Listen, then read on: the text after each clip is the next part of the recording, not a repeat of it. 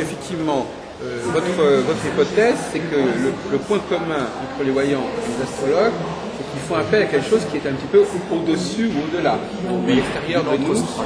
Ils vont passer dans une autre dimension pour comprendre ce qui se passe. Alors effectivement, vous avez fait des études de philosophie, vous avez un certain sens de la synthèse et du concept.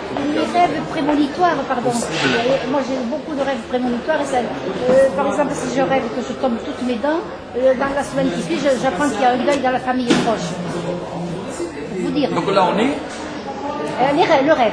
Là, on est dans l'anticipation, dans la prédiction justement, cette intuition-là d'un événement qui va se produire. Oui, et ça se produit. Et il y a une matérialisation Mais il paraît que avant ça l'événement. se voit dans mes yeux que je... Vraiment, le paradoxe, c'est que l'astrologue, lui, n'est pas censé avoir ces capacités. Oui. Non, et puis après je vous dis... c'est ça, le paradoxe, c'est que lui, l'astrologue, à la limite, il est censé utiliser des connaissances, même le cas d'un tarologue, par exemple, qui est ce qu'on ne comprend pas souvent. Quand vous allez chez un cartomancien, Oui. et qui vous demande de tirer les cartes, Oui. parce que c'est vous qui tirez les cartes. Oui, c'est vrai, absolument. Le cartomancien, il se contente d'étudier ce que vous avez tiré. Oui, C'est ça. de lire la Donc c'est carte. vous qui avez fait le travail, c'est pas lui. C'est pas lui, mais oui. Je suis d'accord. Donc par exemple, c'est comme si je vous disais, voilà, par exemple, dites-moi, donc finalement, le tarologue, il peut se contenter d'avoir acquis un certain savoir, lui permettant de décrypter ce langage, mais finalement, si on imagine que le client ne tire pas les cartes qu'il devrait tirer, Et il n'y a pas justement de carte qu'il doit tirer ou pas Ah tirer. non, ça se tire sur le tas. Quel qu'il tire, ces cartes, le tarot, ça se tire oui, sur mais le à tas. l'explication du cartomancier. oui, mais on pourrait quand même imaginer que malgré tout, il tire pas n'importe quelle carte et que ces cartes font sens. Non, mais c'est nous Et qui c'est le choisissons. tarologue qui suppose Monsieur. que les cartes qui ont été tirées sont les cartes qu'il Mais fallait c'est tirer. nous qui choisissons la carte. Il met cette carte-là c'est bien ce que je vous dis, et madame. on en tire au hasard. Oui, au et c'est hasard. lui qui nous lit. Oui, mais il La lit ce que vous avez tiré. Oui. Donc c'est vous qui avez fait le tirage. Oh, c'est moi qui s'appelle Donc c'est au lui hasard. donc c'est vous qui êtes le médium, c'est pas lui. Et oui. Ah oui, mais après il faut savoir la lire. Bon, Ah oui, mais le savoir la lire, c'est une question de Je le connaissance. fais c'est le plus tarot. de- Je l'ai le on est livre plus dans du le même tarot. sens. Je le De fais même le que par tarot. exemple, imaginons par exemple quelqu'un qui fait votre thème natal. Oui. Qui est-ce qui est censé avoir capté les planètes au moment du thème natal de la naissance? C'est vous. L'intéressé. C'est pas l'astrologue, c'est pas l'astrologue. Il faut la date de naissance. Mais il y a une Non, sensibilité. non, l'astrologue, il a simplement les connaissances pour étudier cette carte du ciel. Et traduire. Voilà.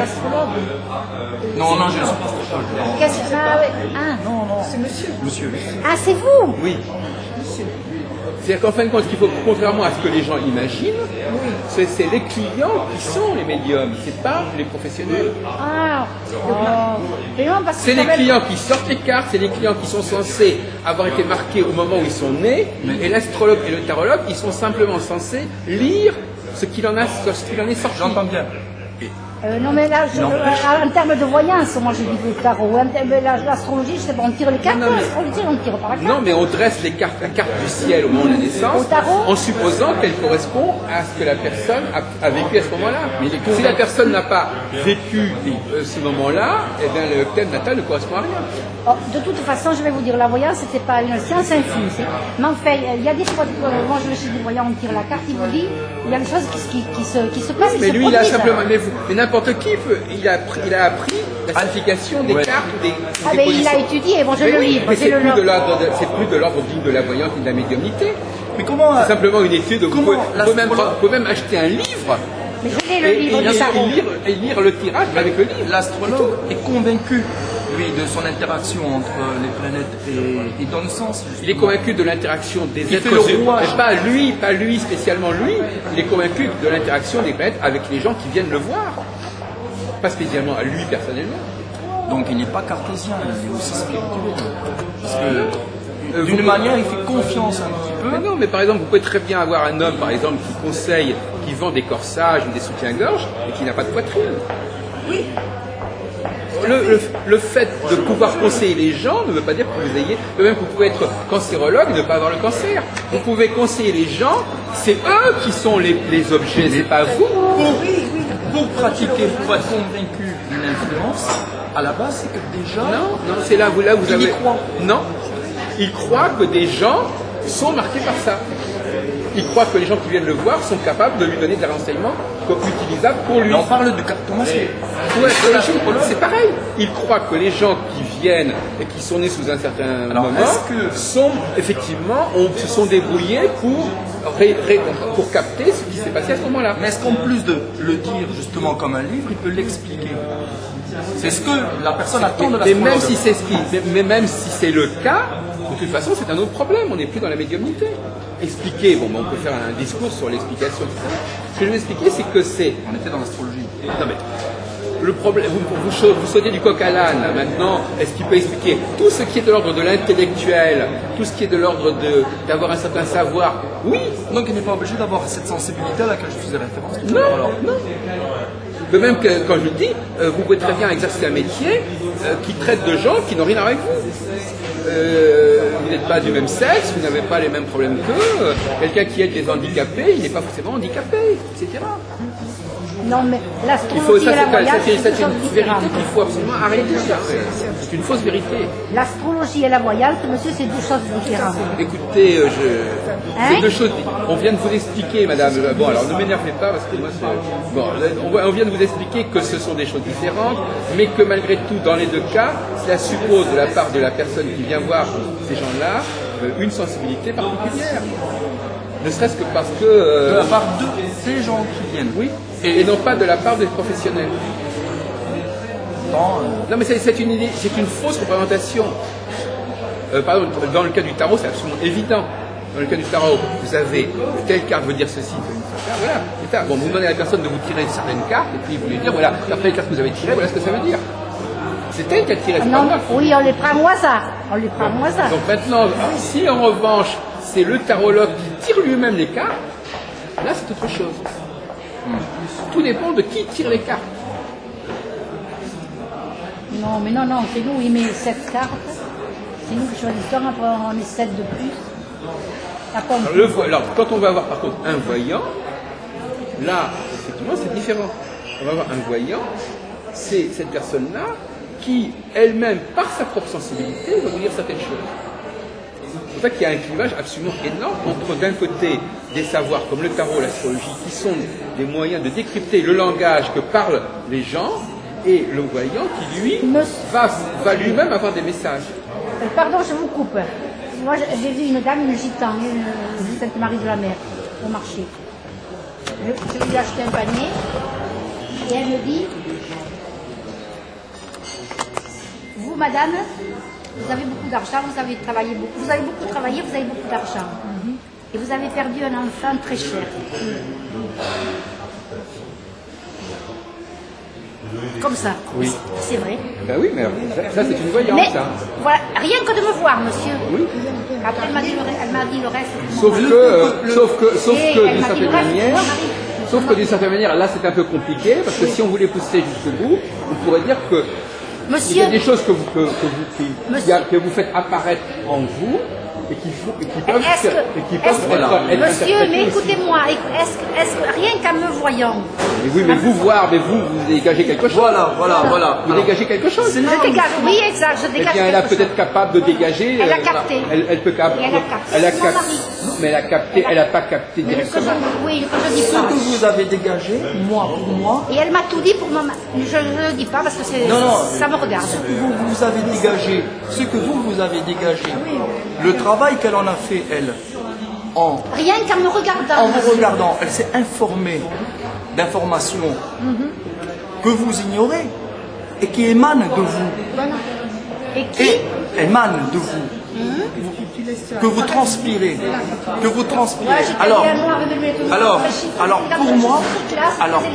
Pour moi, c'est la même chose. Elle m'a dit que j'avais beaucoup travaillé, ça c'est sûr. Que la personne qui saisit une carte, lorsque vous saisissez... Ah, mais elle n'a pas fait des cartes, non, monsieur. Rien qu'à me...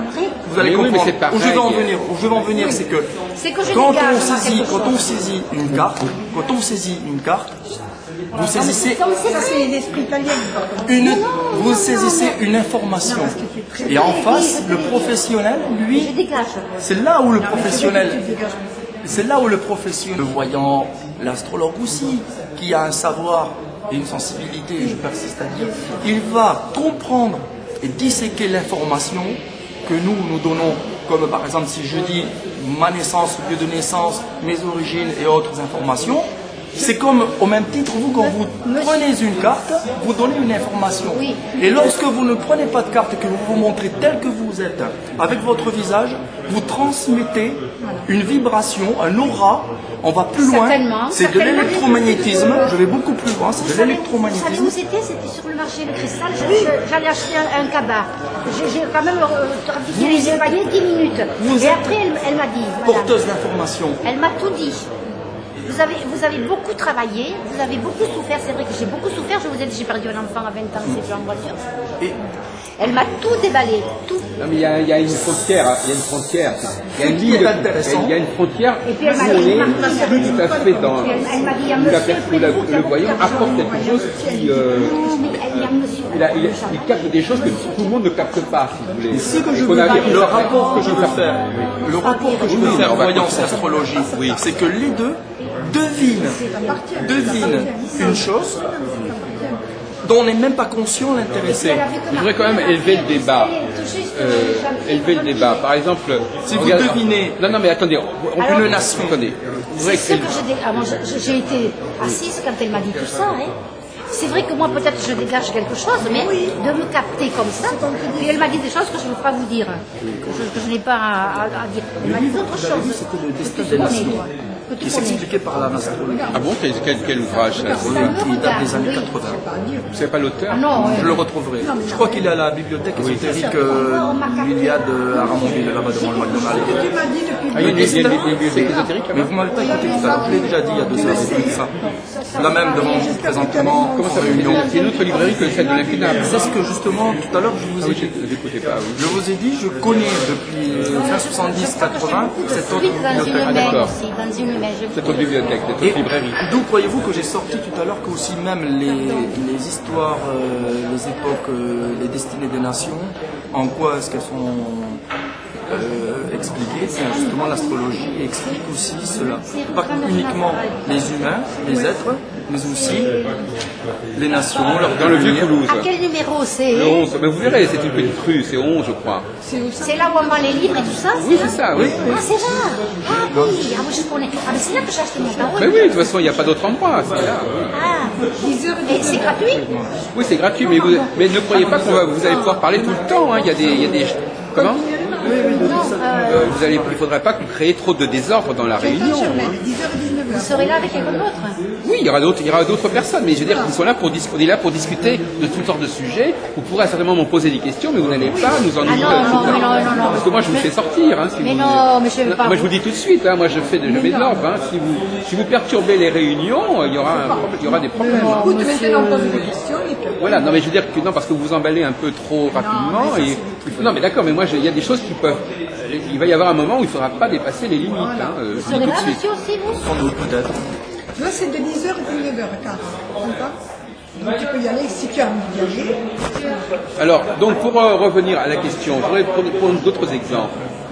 Bon par exemple il y a aussi un paradoxe que vous ne connaissez pas, c'est pourquoi les gens apprennent l'astrologie ou pourquoi les gens apprennent le tarot.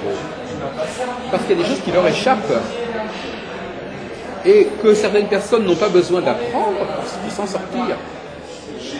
En fin de compte, au fond, une théorie qui actuellement est assez en vigueur, c'est la suivante, c'est de savoir que les gens normaux n'ont pas besoin d'astrologie, n'ont pas besoin de tarot, Elle n'est pas indispensable. parce qu'ils captent eux-mêmes un certain nombre de signes, Oui. et ceux qui ne captent pas les signes vont avoir besoin de ces connaissances. Pour combler. Voilà. Et oui.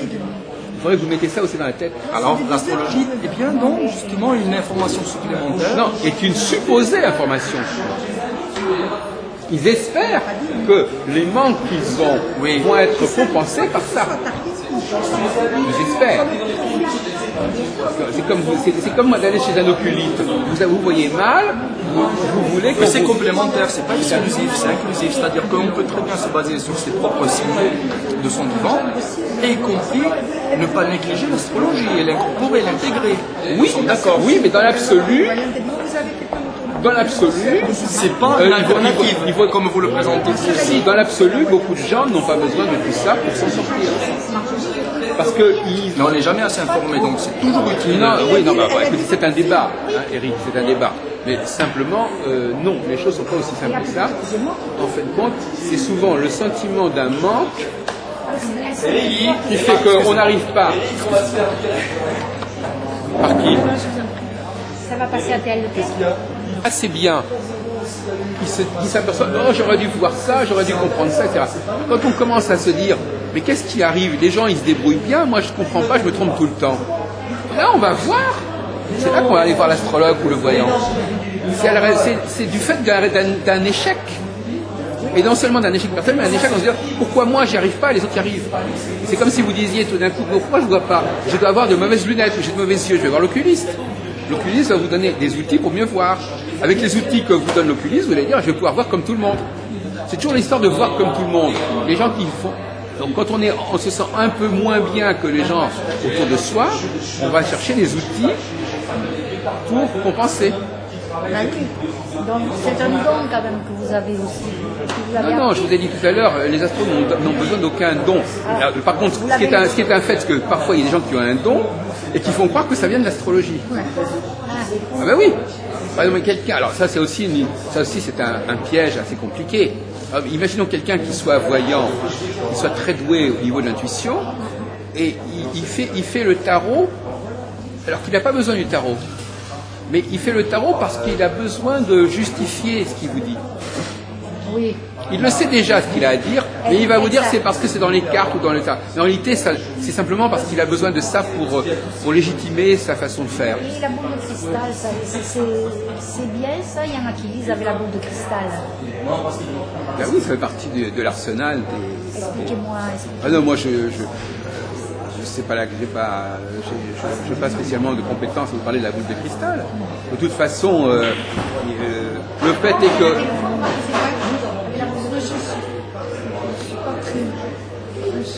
Non, mais moi, le royal, c'est moi ce qui est un fait, c'est que plus si vous, professionnellement vous êtes constamment sollicité à répondre à des questions, ça développe aussi chez vous des choses, vous comprenez? Parce que ben oui, quand on est en situation, ça réveille des choses. Hein, c'est comme quand on est en danger, on réveille des choses, on développe des aptitudes. J'ai beaucoup d'intuition, beaucoup d'intuition, des rêves prémonitoires. Donc normalement, vous n'avez pas besoin d'aller voir des astrologues. Ah bon? D'ailleurs, vous savez, curieusement, il y a beaucoup plus de femmes qui vont voir les astrologues que des hommes. Oui, oui. Et ça voudrait dire qu'à la limite, elles sont moins contentes d'elles-mêmes que les hommes. Elles sont moins. Contentes. Même parce que quand vous allez voir des gens qui ont des compétences dans ce domaine-là, c'est que vous-même, vous avez l'impression qu'il vous manque quelque chose. Si vous n'y allez pas, c'est qu'il vous manque rien. Donc, effectivement, apparemment, vous n'avez qu'à voir dans des réunions d'astrologie, vous avez parfois 95% de femmes, même de femmes de 50, 60, 65 ans. L'autre jour, il y avait un type qui a dit, mais comment ça se fait que ce public est comme ça? Comment ça se fait qu'il n'y a que des femmes dans cette réunion? Il a posé la question. Et la réponse, il y a plusieurs réponses, mais une des réponses, c'est qu'effectivement, elles sont un peu déboussolées, elles ne captent pas assez bien. Certaines, il y a un côté dépressif aussi. Moi, j'écoute l'émission Radio Plus, là, comment elle s'appelle, la rue aux Aisnes, là, la grande voyante. Tous les jours, c'est les mêmes qui appellent. L'astrologie et la voyance, tous ces domaines-là, c'est le symptôme chez les gens qui y vont d'un manque. C'est-à-dire que même prévoir, tout le monde peut, par exemple, vous voyez quelqu'un, vous pouvez prévoir, vous n'allez pas prévoir exactement, vous pouvez vous dire celui-là, je pense qu'il va, si je lui dis ça, il va réagir comme ça. Voyez-vous. Souvent les femmes, par exemple, sans vouloir être misogyne, souvent les femmes, elles disent un truc sans se demander comment ça va être reçu. Sans se demander où est-ce qu'elle parle, qui est-ce qui... Voilà, par exemple, vous parlez, vous ne demandez pas si vous n'allez pas énerver les gens qui vont vous écouter, si vous parlez au moment où il faut parler, vous avez envie de parler, vous dites ce que vous avez à dire, ça suffit pas. il faut faire attention où on met les pieds, à qui on parle, à qui on a affaire. Alors, si on ne fait pas attention à tous ces critères-là, eh ben, parfois on a des résultats inquiétants. On dit, ah, mais qu'est-ce qui s'est passé? Qu'est-ce que j'ai dit? Qu'est-ce que j'ai fait? Mais je ne pouvais pas prévoir que ça serait pris comme ça. Et parce que vous n'avez pas assez étudié la situation. Vous avez passé outre un certain nombre de signes qui vous étaient envoyés. Les gens vous avaient donné certains signes qu'il ne fallait pas exagérer, etc. Et vous avez continué. Et à un moment donné, ben, forcément, il se passe quelque chose de négatif. Et souvent, quand on se laisse parler, quand on se contente de parler, de dire ce qu'on a à dire, sans se demander qui est qui fait quoi, qui comprend, qui écoute, comment les gens vont réagir, quand on se moque de toutes ces informations, ben, après il va se passer des choses qu'on n'a pas prévues, et alors après on va aller voir l'astrologue, le tarologue, pour nous expliquer pourquoi. Mais l'être humain normalement constitué, il ne se met pas dans des situations invraisemblables. Il y a des gens qui se mettent dans des situations invraisemblables aussi. Ils se mettent dans cette situation par imprévoyance, par manque d'anticipation, par désinvolture, par négligence. Et après, effectivement, il leur arrive des trucs incroyables. Et il faut qu'ils... Alors là, c'est une sorte de cercle vicieux. Vous êtes mis dans des situations incroyables par négligence, par inadvertance. Après, il faut que vous alliez voir des gens qui vont vous aider à vous dire qu'est-ce qui va m'arriver, etc. Moi, je dis généralement que quand on fait attention dans la vie, il ne nous arrive rien d'extraordinaire. Oh, ça, c'est sûr. Ça. C'est toujours parce qu'on a été négligent, imprudent, on n'a pas fait attention, ni à qui on parlait, ni à ce qu'on disait, ni à ce qui pouvait se passer, qu'on arrive à des situations assez dramatiques. On jette des petits cailloux sur la terre et on fait des figures géométriques comme ça. Il y a tout un écu géométrique, je ne suis pas spécialiste de la géométrie, lui il en parle beaucoup mieux. Ah non, Philippe Dubois, mais oui. Il n'est pas là. Il n'y a pas que lui qui en parle. C'est un peu comme le Yitting, un truc dans le genre. Oui, c'est... Il peut y avoir C'est le même principe de tirage. Il peut y avoir des rapports. Hein. C'est-à-dire qu'il faut distinguer dans ces domaines-là la philosophie et le tirage. Parce que vous savez, par exemple, que, je ne sais pas si vous vous rendez compte, que par exemple, on peut faire de l'astrologie avec différents types de méthodes. Par exemple, on pourrait pas dire que les gens, c'est comme un alphabet, par exemple. Vous pouvez par exemple écrire le polonais avec un alphabet latin ou avec un alphabet cyrillique ou même avec un alphabet n'importe quoi. L'alphabet ne détermine pas la langue. Il y a des langues qui sont très différentes et qui sont écrites avec le même alphabet. De la même façon, par exemple, c'est pas parce que même on pourrait pas même imaginer de tirer, par exemple, on tire avec des pièces de monnaie, par exemple. Mais on peut faire fonctionner 10 systèmes différents avec les mêmes pièces de monnaie. Donc c'est pas le tirage qui va faire le système. Et un même système peut être utilisé avec plusieurs types de tirage. Par exemple, au 19e siècle, tu connais, on faisait des thèmes astrologiques sans utiliser les positions planétaires. On regardait le nom de la personne, il y a d'autres façons. Comment ? On faisait fonctionner le savoir astrologique avec d'autres méthodes que celles qu'on utilise aujourd'hui. Le savoir astrologique était le même, les livres étaient les mêmes même. Mais non, vous pouvez pas m'avoir. Moi j'ai publié un ouvrage, c'était en 1788. Eh bien, c'était un traité. J'ai publié un ouvrage qui était paru en 1788. Ah, excuse-moi, on avait mal compris. Qu'est-ce que j'ai dit? Que tu avais publié un livre en 1788. Et là, il fait plus jeune que son âge, quand même. J'ai publié aussi des ouvrages bien plus anciens. La question n'est pas là. J'ai publié Ibn Ezra qui est mort au XIIIe siècle. Eh bien, il est réédité à cette époque-là, mais avec un mode d'emploi qui n'est plus du tout celui qu'il avait au départ. Donc le mode d'emploi peut changer, à partir d'un même savoir, d'un même livre, on peut greffer des modes d'emploi complètement différents. Par exemple, prenons l'exemple, pour faire un thème nastal, il faut avoir les éphémérides, il faut avoir les positions planétaires. Imaginez que vous ne les ayez pas. Vous n'avez pas ces informations, vous pouvez élaborer une autre convention qui vous permet quand même de faire quelque chose sans avoir ces informations-là. Vous allez utiliser un autre système. Vous allez dire voilà, on va faire semblant, ou on va faire comme si, etc. Et comme ça, vous aurez quand même. Par exemple, l'autre jour, je disais, imaginons par exemple que vous ne sachiez pas votre heure de naissance ou que vous n'ayez pas les moyens d'étudier les planètes. Vous écrivez sur des petits morceaux de papier. D'un côté, le nom des planètes, de l'autre côté, le nom des signes. Vous tirez un papier à gauche, un papier à droite, un papier à gauche, un papier à droite, On a le binôme. Et vous avez comme ça telle planète dans tel site, telle planète dans tel site, telle planète dans tel site, et là vous avez un thème. Ça ne sera pas le thème. Si tu veux écrire une poésie, tu prends des petits mots dans un chapeau, c'est ce que faisaient les dadaïstes à l'époque. Tu mets des petits mots dans le chapeau, tu tires les petits mots au fur et à mesure, ça fait un poème. Bon, c'est relativement limité. C'est aussi les cadavres exquis. Non, ouais.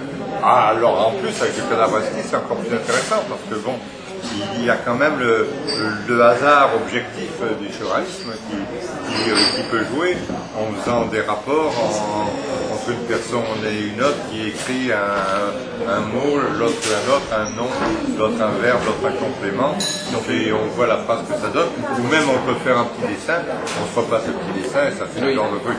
Mais bon, là mais c'est aussi possible avec le yiking. Tu prends le yiking, tu tires tu ouvres au hasard, mais ça s'appelle de la bibliomancie. Voilà. La bibliomancie, tu prends une bible, tu ouvres au hasard et ça va te renseigner. Vous pouvez même prendre un bouquin d'astrologie, vous ouvrez au hasard, et puis vous lisez ce qui est marqué. Une divination assez réduite par rapport au véritable tirage du yiking où il faut des baguettes et faire un certain nombre de choses qui demandent un certain temps.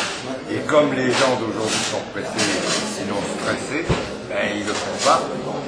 Soit ils préfèrent les pièces de monnaie, soit même ils l'ouvrent comme ça peut marcher aussi. Mais bon, cela dit, il faut voir quand même que ça peut être aussi réduit par rapport à la tradition, qui fait que si tu te concentres pendant longtemps sur les baguettes, quand tu vas sortir, ça va vraiment venir de loin. Ça va vraiment sortir de loin et pas simplement le fait du hasard plus ou moins objectif, des coïncidences plus ou moins significatives, comme disait Jung.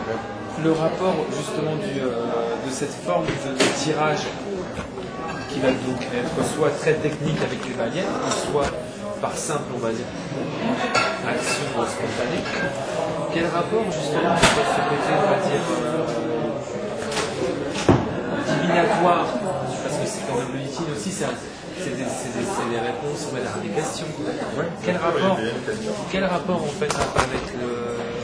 D'abord, c'est la question qui compte d'abord. La question. Si on tire au hasard. Alors parfois, s'il n'y a aucune question, oui, effectivement, ça peut indiquer la question que tu aurais pu poser. À la limite. Et en sachant que la réponse est dans la question. La réponse est dans la question. La réponse est toujours dans la question.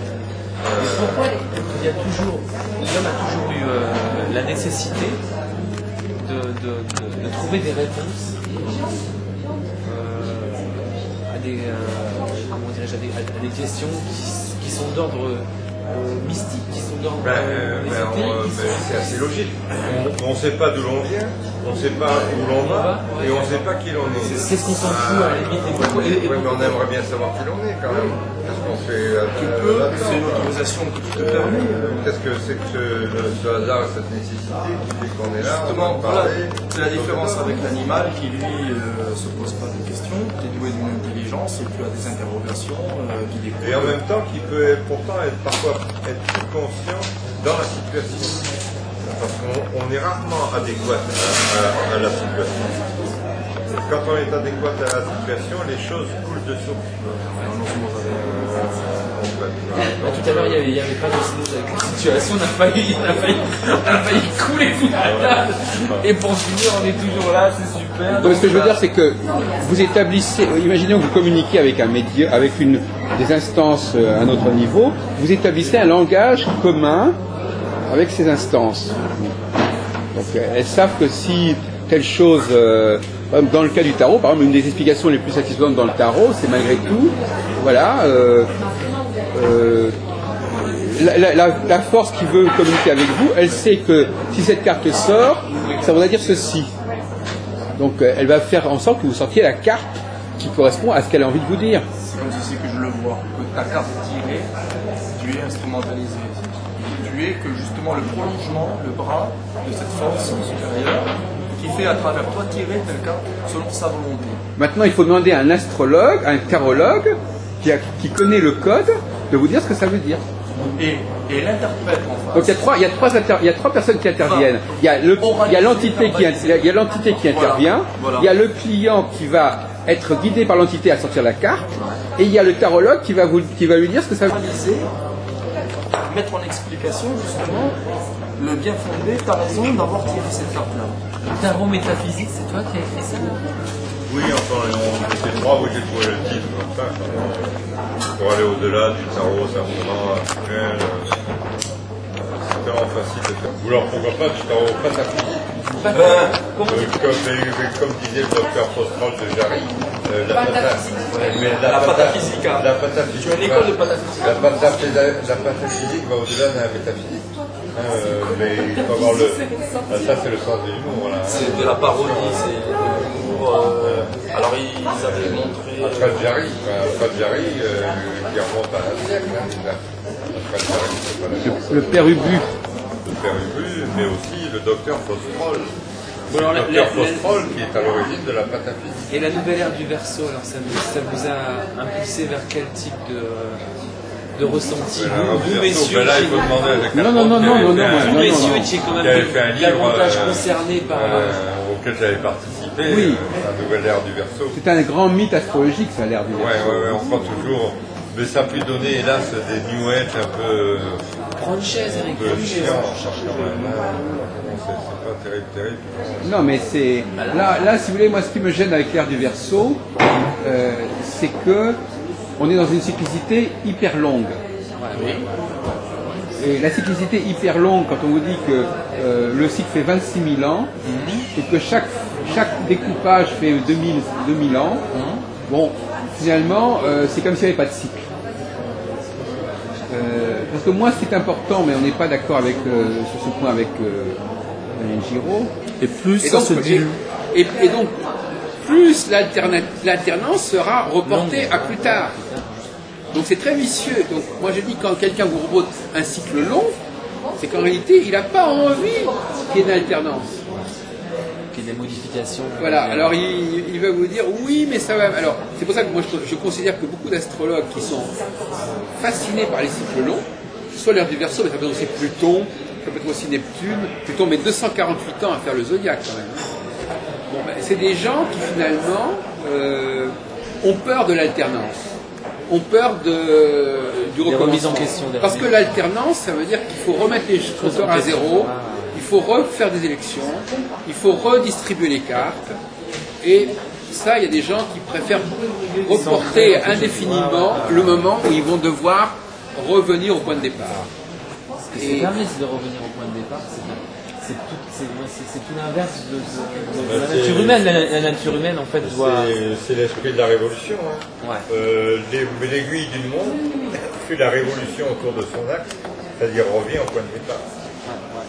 Il y a peut-être aussi des cycles dans les cycles. C'est comme un grand mécanisme d'horloge qui demande que pour que telle roue tourne, il faut que d'autres roues plus petites, elles, qui finissent leur cycle pour activer un cycle supérieur. Peut-être aussi qu'il y a des cycles longs qui s'expliquent par des cycles inférieurs plus petits, plus courts.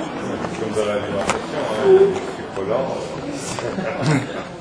Et pour le Verseau, ce que je pouvais verser pour plaider pour le Verseau, c'est que lui, en fait, s'il est long, c'est que c'est comme un mouvement d'une horloge où une grande aiguille nécessite que d'autres aiguilles plus petites, elles aient bougé d'abord avant pour l'activer elle. C'est vrai. Effectivement, si quelqu'un pratique l'ère du Verseau mais continue à utiliser des cycles plus courts, c'est moins grave, évidemment. Mais il y a quand même une tendance chez beaucoup d'astrologues, je ne sais pas si c'est le cas de Daniel Giraud, je vais lui demander, et je lui demanderai demain aussi, vous savez, on dit toujours que les cordonniers sont les plus mal chaussés. Oui. Eh bien, moi je vous dis que les astrologues, Oui.